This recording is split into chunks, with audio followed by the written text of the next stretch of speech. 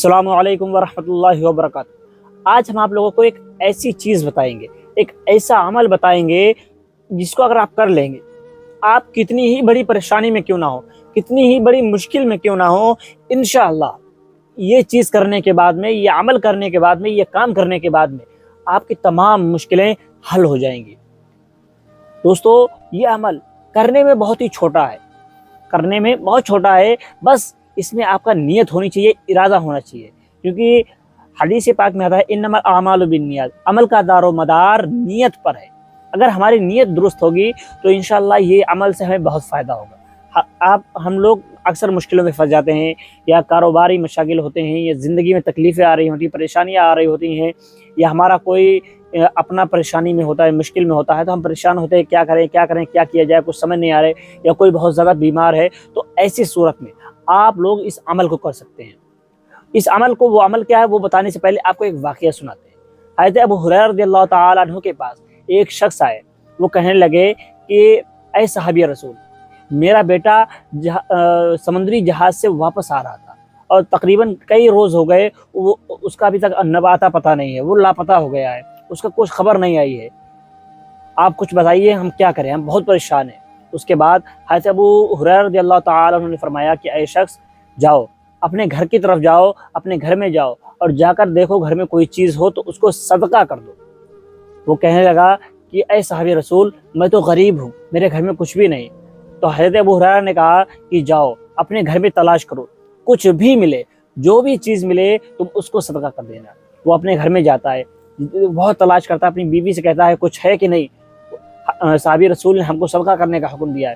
ان کی بیوی کہتی ہے گھر میں تو کچھ بھی نہیں ہے۔ تو بہت زیادہ تلاش کرنے کے بعد میں ایک طاق میں ایک مٹھی جو رکھے ہوئے مل جاتے ہیں۔ اس کے بعد وہ شخص صحابی رسول حضرت ابو ہریرہ رضی اللہ تعالیٰ عنہ کے پاس جاتے ہیں اور کہتے ہیں کہ اے صحابی رسول، بس یہ اتنے سے جو ہمارے گھر میں ملے ہیں۔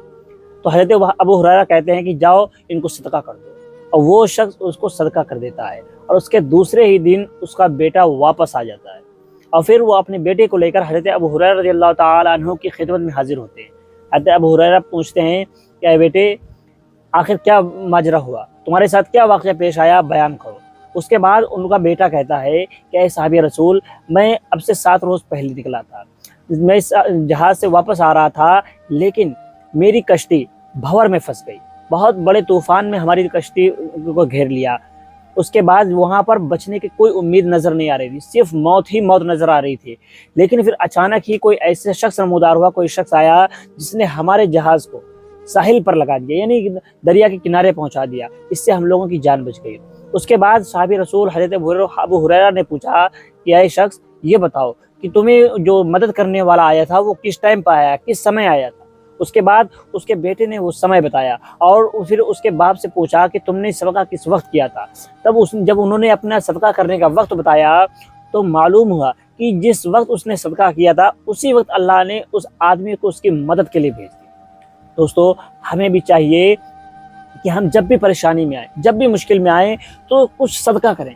ضروری نہیں ہے بڑی رقم صدقہ کریں یا کچھ بڑا ہی صدقہ کریں، آپ کے پاس جتنی گنجائش ہو، آپ جس طرح سے بھی چاہیں، 10 روپے 20 روپے، یعنی جو بھی آپ کی گنجائش ہو، 100 200 1000 500، مطلب جیسی آپ کی گنجائش ویسے آپ صدقہ کریں۔ انشاءاللہ آپ دیکھیں گے آپ کی پریشانی، آپ کی مشکل ختم ہو جائے گی۔ دوستو، آپ لوگ اس ویڈیو کو اپنے تمام دوستوں تک ضرور پہنچائیں، اپنے جان پہچان والوں تک پہنچائیں، اور ایسی ہی ویڈیوز دیکھنے کے لیے ہمارے چینل کو سبسکرائب ضرور کریں۔ ملتے ہیں اگلی ویڈیو میں۔ السلام علیکم۔